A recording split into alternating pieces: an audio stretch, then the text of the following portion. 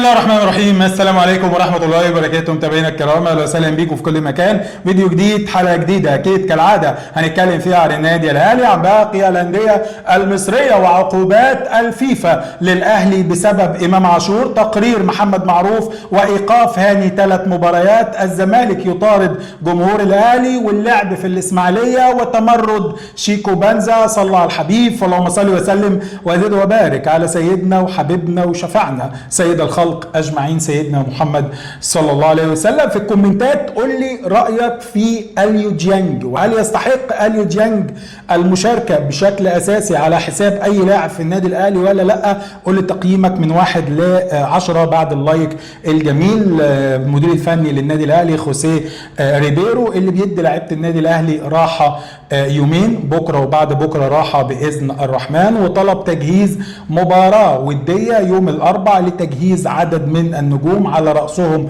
امام عاشور، على راسهم عمر كمال عبد الواحد، لان عندك مشكله في مركز الباك رايت، هتحتاج عمر كمال سواء كان لاعب اساسي او لاعب بديل، هتحتاج محمد شكري، عدد من اللاعبين اللي ما بيشاركوش بصفه اساسيه، حسين الشحات اللي الناس اتكلمت كتير، ليه حسين الشحات ما خدش فرصه في مباراه الاهلي وفاركو؟ انت كسبان 3 وكسبان 4، كنت ريح زيزو ونزل حسين الشحات، ولكن هي وجهه نظر فنيه للمدير الفني خوسيه ريبيرو اللي هيكون في جلسه مع الجهاز الفني النهارده، الجهاز المعاون، لوضع برنامج خاص بالنادي الاهلي لمواجهتي غزل المحله وبيراميدز في اطار الجوله الرابعه والجوله الخامسه من بطوله الدوري المصري الممتاز، اللي هتكون بالنسبه للنادي الاهلي الثالثه والرابعه، لان الاهلي الجوله اللي جايه هيكون باي، هيكون خارج الاطار، 10 مباريات، في فريق بيطلع باي كل اسبوع، فخوسيه ريبيرو هيجهز لمباراه وديه يوم الاربعاء او الخميس على اقصى تقدير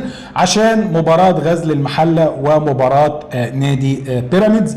دكتور احمد جاب الله طبيب النادي الاهلي اللي بياكد ان امام عاشور هيبدا المشاركه في التدريبات الجماعيه بدايه من يوم الاثنين باذن الرحمن. زي ما قلت لك السبت النهارده تدريبات استشفائيه للاعبين اللي شاركوا في المباراه في الجيمانيزيوم، بكره وبعده هيكون في راحه. العوده من يوم الاثنين ان شاء الله يشارك امام عاشور في التدريبات الجماعيه بالنسبه للنادي الاهلي. امام عاشور اصبح جاهز لخوض التدريبات الجماعيه، ويتم تجهيزه من خلال المباراه الوديه اللي هيشارك في عدد من الدقائق في هذه المباراه. المباراه الاهم بالنسبه للنادي الاهلي واللي بيتم تجهيز امام عاشور ليها هي مباراه الاهلي وبيراميدز يوم 30 اغسطس باذن الرحمن. كمان فيما يخص اصابه محمد علي بن رمضان، اتكلمت امبارح بعد المباراه ان في اصابه، او في الفيديو الصبح ان في اصابه لمحمد علي بن رمضان اشتكى منها في اوضه اللبس وتم اعطائه بعض المسكنات. النهارده دكتور احمد جاب الله بيأكد على وجود اصابه في الركبه، كدمه ان شاء الله، كدمه بسيطه في الركبه،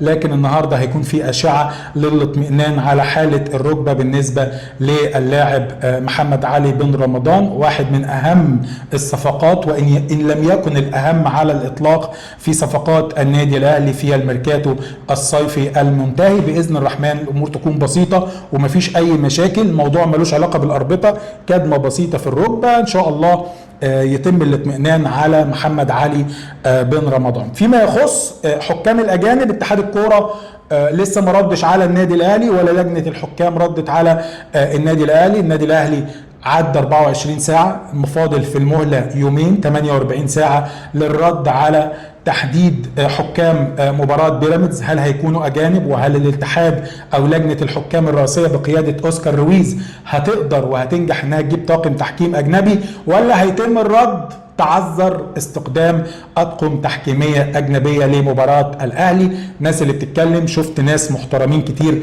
وكل اللي بيتابعوني محترمين بمختلف الانتماءات، اللي بيشتم واللي ما بيشتمش، اللي بينتقد واللي ما ينتقدش. الناس بتتكلم ان الأهلي ليه الأهلي ما يطلبش حكام أجانب لكل مباريات الدوري، لكل مباريات الدوري؟ أولا إداريا يتعذر هذا الأمر، إداريا اتحاد الكوره ولجنه الحكام هيقول لك لا، ما انا مش هقعد كل شويه اطلب حكام اجانب واجيب ويبقى فاضيين بس ان احنا نجيب حكام اجانب. ماليا يتعذر الامر، لان النهارده انت لعبت ماتشين بس من الدوري، فاضل 18 مباراة دور أول أو مرحلة أولى، و7 أو 6 ماتشات دور تاني أو مرحلة نهائية، 24 مباراة. المباراة $70,000. المباراة $70,000. ورقة وقلم، ورقة وقلم بتتكلم في حوالي 1680 مليون 680 ألف دولار. مليون 680 ألف دولار. طب بالمصري دول يطلعوا كام؟ فوق ال 80 مليون جنيه. يعني اروح اجيب حكام ب 80 مليون جنيه في بطولة المكسب بتاعها 5 مليون جنيه؟ استحالة الاهلي يتحاسب من بكرة على اهدار المال العام. فما فيش فكرة انك تقدر تجيب طاقم تحكيم لكل الماتشات. ممكن بس الماتشات اللي بيبقى فيها لغط، بيراميدز، الزمالك، المصري، مش عارف ايه الحاجات دي. غير كده الاهلي لن يطلب حكام اجانب، لانك بكده هتكون محتاج ميزانية ضخمة للحكام واستخدام الحكام الاجانب. وسام ابو علي وفلوس وسام ابو علي، رابطه الانديه الامريكيه. طبعا في امريكا ما عندهمش سمك لبن تمر هندي. رابطه الانديه في الولايات المتحدة الأمريكية أبلغت إدارة النادي الأهلي بإرسال القسط الأول من صفقة اللاعب وسام أبو علي. قلت لك امبارح أو أول امبارح إن النادي الأمريكي أبلغ ورد على مسؤولي النادي الأهلي إن تم تحويل المبلغ. كمان وصل خطاب من رابطة الأندية الأمريكية MLS للنادي الأهلي بسداد القسط الأول، واللي ممكن يسمع لدى النادي الأهلي يوم الاثنين على أقصى تقدير بإذن الرحمن. نانسي ويلفريد نانسي المدير الفني لكولومبوس كرو قال ان وسام ابو علي لسه بيعاني من اصابه مش صعبه، لكن بيعاني من اصابه. الامور ما كانتش سهله من الناحيه النفسيه، كنا بنعذبه يا عيني وكنا بنطفي سجاير في قفاه. قال لك وسام ما شاركش في فتره الاعداد مع الاهلي وغايب بقاله 7 اسابيع، واللاعب مش هيشارك معانا في مباراتنا امام تورونتو، واللاعب محتاج من 2 ل3 اسابيع من اجل التجهيز. براحتك يا ويسو عشان تجهز مع النادي الامريكي. نادي الزمالك يعني يا جماعة اللي عايز يشتكي يبقى معاه دليل.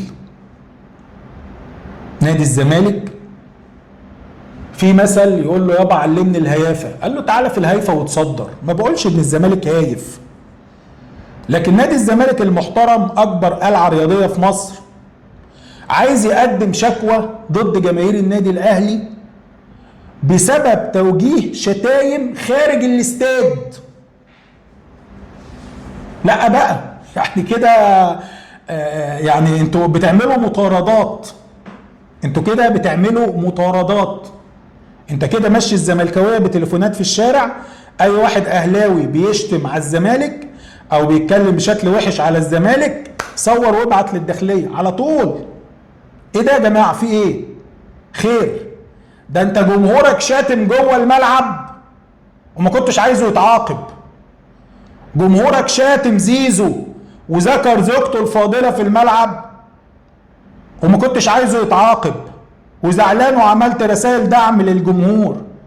جمهور الاهلي اللي ما شتمش عليك كلمه في الملعب، اللي ما ذكرش اسم الزمالك في الملعب، اللي ما جابش سيره لاعب من الزمالك في الملعب، جاي تقول لي اصل الجمهور شتم في الكوريدور اللي بيوصل للمدرج، اصل الجمهور شتم بره الملعب. هو اتحاد الكوره ولا رابطه الانديه مالها بالجمهور بره الملعب؟ انت هتربط لسان الجمهور بره الملعب؟ يعني النهارده لو جمهور قاعد على القهوه وقاعد يغني كده كده يا زمالك الدوري في الجزيره تت وكمل بقى للاخر، ايه هتروح تعاقبه؟ هنوقف الجمهور 10 ماتشات على القهوه؟ ايه الجمهور يقعد في البيت؟ ايه ده؟ انا ما شفتش كده قبل كده والله. قال لك بيدرس تقديم شكوى ضد جماهير الاهلي لتوجيه شتائم لجماهير الزمالك. انا اتحدى نادي الزمالك يكون معاه فيديوهات. اولا هو كلام مرسل لا دليل عليه، ولو معاه فيديوهات انت مش هتعاقب الجمهور بره الملعب. روح ارفع قضيه على الجمهور، روح ارفع قضيه على الجمهور في القضاء المدني، لكن في الانضباط مالكش حاجه عنده. ده جمهور بره الملعب. الجمهور اللي قاعد على القهوه وبيشتم لاعب معين هتعاقبه؟ ايه هتوقفه؟ هتديله غرامه 500,000 جنيه ولفت نظر وتبعت استدعاء ولي امر؟ حاجه في منتهى العجب العجاب. طبعا الاعلام والصحفيين البيض، الاخ اسلام صادق لما الزمالك كسب فاركو السنه اللي فاتت تقريبا، قال لك الزمالك وهو في اضعف حالاته يفوز على فاركو القوي بكامل نجومه وعلى ارضه. لما الاهلي كسب فاركو قال لك الاهلي يحقق اول فوزه على فاركو احد اضعف فرق الدوري 4-1 اهو. ده اسلام صادق اللي محسوب علينا صحفي. لما الزمالك كسب كان احد اقوى الفرق، لما الزمالك خسر فاركو خسر بقى اضعف فرق الدوري. عايز اذكر اسلام صادق واذكر نفسي واذكركم، الزمالك في الجوله ال17 من بطوله الدوري من 4 سنين او من 3 سنين فاركو رزع الزمالك 3-0 في اسكندريه. فاركو رزع الزمالك 3-0 من سنتين، 3-0 في اسكندريه. فهو ده فاركو الضعيف؟ هو ده احد اضعف الفرق؟ ما شاء الله، قمه الشيزوفرينيا، قمه التناقض. سيبك من اسلام صادق وتعالى نروح لحاجه في منتهى الضحك والكوميديا. ولو وصلت معانا لحد هنا بعد اذن حضرتك صلي على حبيبي وحبيبك سيدنا النبي، يمكن ناخد شويه حسنات كده قبل ما نتكل على الله ونقابل وجه كريم. ولايك للفيديو وتعالى نضحك شويه. التقرير بتاع حكم مباراه الاهلي وفاركو الكابتن معروف، اللي معروف بانتمائه، قال لك ايه بقى؟ قال لك اصل محمد هاني لما اديته انذار واعترض قلت له انا عرباوي وممكن اطردك. معرفش ايه اللي دخل عرباوي مع الطرد، يعني مش فاهم. فمحمد هاني قال له ما تقدرش. فاكرين احدى المسرحيات للفنان العظيم محمد صبحي، مش متذكر الاسم لان عندي الزهايمر بنسى كتير. فمسك كده واحد كده هضربك ما تقدرش، فمحمد هاني قال له ما تقدرش. فهي دي الكلمه ان الاخ معروف عايز يعمل تقرير لمحمد هاني يوقفه ويجيب له عقوبه مغلظه من رابطه الانديه. خلي بالك كلمه، انا طبعا العرب على راسي من فوق والقبائل العربيه المحترمه، لكن اشمعنى كل ما تيجي تكلم حد تقول له انا عرباوي؟ يعني مع ميدو، لو تفتكروا ميدو في احد برامج البودكاست قال لك لما كلمت معروف قال لي انا عرباوي. ايه دخل العرباوي في ماتش انت بتحكمه؟ ايه دخل العرباوي او الصعيدي او الفلاح او القاهري او الاسكندراني في فكره ماتش حضرتك بتحكمه؟ فمحمد هاني قال لك ما تقدرش. هل كلمه ما تقدرش يتعاقب عليها هاني عقوبه مغلظه؟ اللائحه بتقول ايه؟ اللائحه بتقول ان في حال قدر يثبت الحكم محمد معروف ان هاني تلفظ بالفاظ غير لائقه، الايقاف 3 مباريات و50,000 جنيه غرامه او 30,000 جنيه غرامه. الايقاف هيكون كام؟ 3 مباريات. ثم ان حضرتك تروح تقول لمراقب المباراه انه يكتب في تقريره ان هاني تلفظ بالفاظ ضدك. هو مراقب المباراه شاف حاجه؟ يعني انت النهارده عايز تلبس هاني في الحيط. نقل فؤادك حيث شئت من الهوى، ما الحب وما الكره الا للمحبوب او المكروه الاولي. لكن الكره ما يتغاش كده، الكره ما يطفحش كده. رايح للمراقب تقول له اكتب عندك في التقرير ان هاني تلفظ بالفاظ غير لائقه عشان تثبت على هاني ايقاف ال3 ماتشات.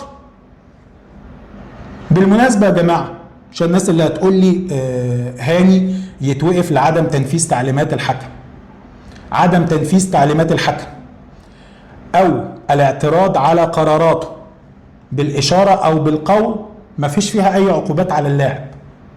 يعني لو الحكم ادالي انذار او اداني طرد ورحت مشوح وسايبه وماشي، مفيش عقوبه، مفيش عقوبة. امتى اللاعب يتعاقب؟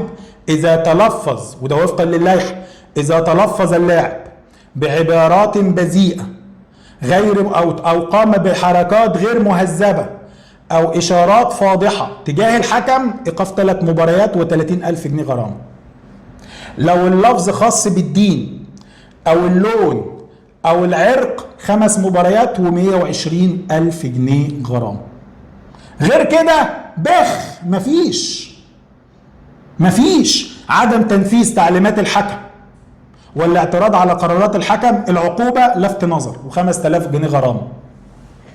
يعني حق ربنا بعيدا عن التقرير اللي هيألفه محمد معروف، حق ربنا هاني توقف مباراة و5,000 جنيه غرامة و5,000 جنيه تانية بتاعت عدم الالتزام والاعتراض ولفت نظر. خلصت.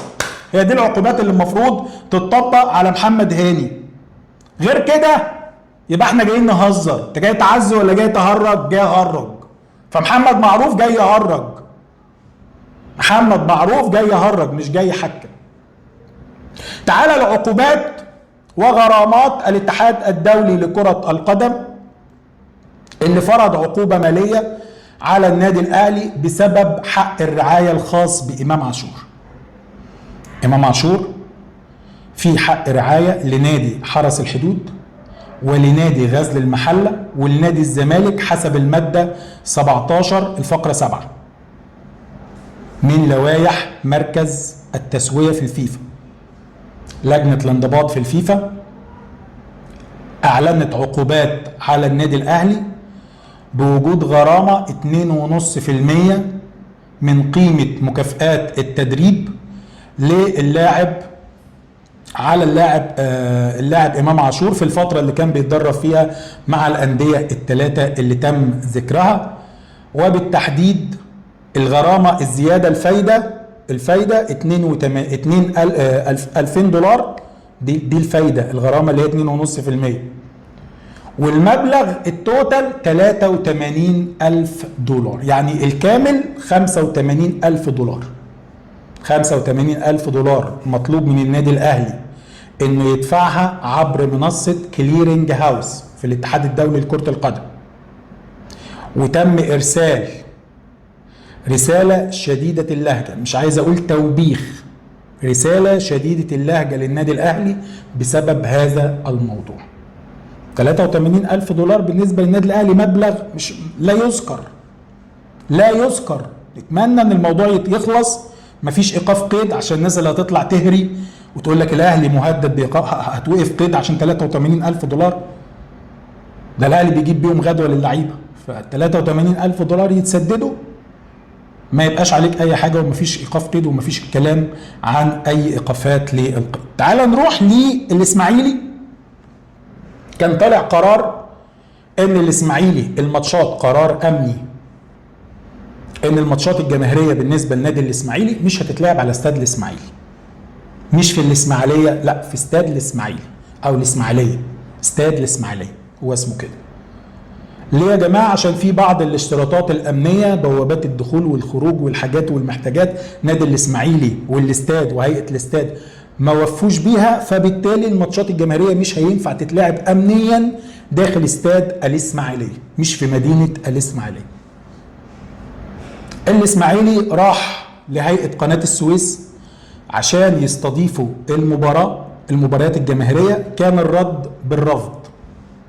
حصل اتصالات مع الفريق اسامه ربيع رئيس هيئه قناه السويس، وتم الحصول على الموافقه لاقامه مباريات الاسماعيلي على ملعب هيئه قناه السويس، مباريات الجماهيريه.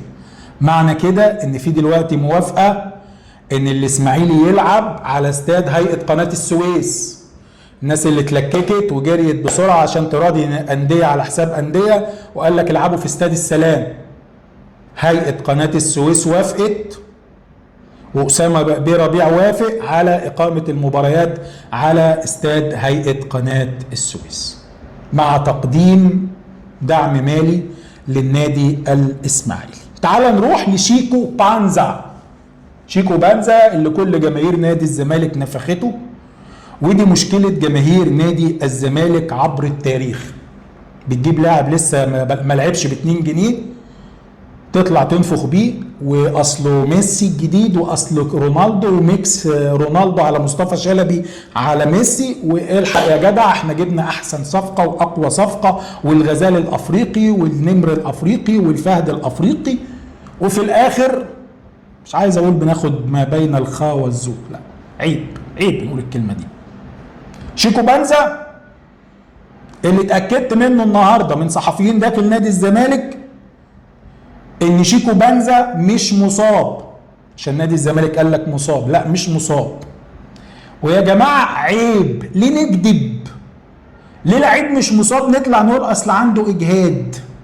اجهاد دي يعني انت عارف هو مش عايز يلعب، اللاعب غضبان، اللاعب معترض على استبداله، اللاعب في التدريبات اليومين اللي فاتوا كان متكاسل لا يؤدي التدريبات بالشكل المطلوب، وبالتالي اعلن عدم جاهزيته بدنيا وذهنيا، عشان كده ما شاركش في التدريبات الجماعيه اخر يوم قبل المباراه. الجهاز ما كانش عنده اي نيه لاستبعاد شيكو بنزا، لكن الولد تمارض. اطلع قول لي تمارض، مش عنده اجهاد عضلي. يعني حضرتك لازم تواجه، ليه بتتهربوا؟ اطلع قول لجماهير الزمالك العظيمه يا جمهور الزمالك اللاعب شيكو بنزا لعيب متمارض. عرف جمهورك، ما تضحكش عليه. والجمهور انا واثق ان الجمهور هيقف مع الاداره ضد اللاعب زي ما عملوا مع احمد فتوح. لكن ليه نألف قصص واصل عنده اجهاد عضلي، واصل عنده ركبه تقديريه، واصل عنده ركبه مقلبيه؟ انتوا ملزمين ان انتوا تواجهوا الجمهور بالحقيقه، مش بالضحك على الدقون. بيرسي تاو لما مشي من النادي الاهلي، وقبل ما يمشي كنت بهاجمه وبنتقده وبقول لك لعيب لا يصلح للعب في النادي الاهلي، والناس كانت بتهاجمني وتنتقدني، وقال لك لا ادي قطر، القطري دفع فيه فلوس وبكره تشوفوا احسن لعيب في الدنيا هيرجع مصر ويكسر الدنيا مع الزمالك وهنندم عليه. راح قطر ما كملش 6 شهور ومشي، ادوله عقده ومشي. مفيش نادي جنوب افريقي دفع فيه اي مبلغ عشان يضمه بالرغم انه ببلاش. النهارده بيرسي تاو ينضم الى نادي في فيتنام، الدوري الفيتنامي. وقع لمده موسم، مش حتى موسمين 3، لمده موسم مع نادي اسمه نام دينا. نام دينا ده النادي الجديد بتاع بيرسي تاو. خلصت اخبارنا، ما خلصتش حكايتنا. استنى كل ارائكم وتعليقاتكم اكيد. شكرا ليكم، سلام عليكم.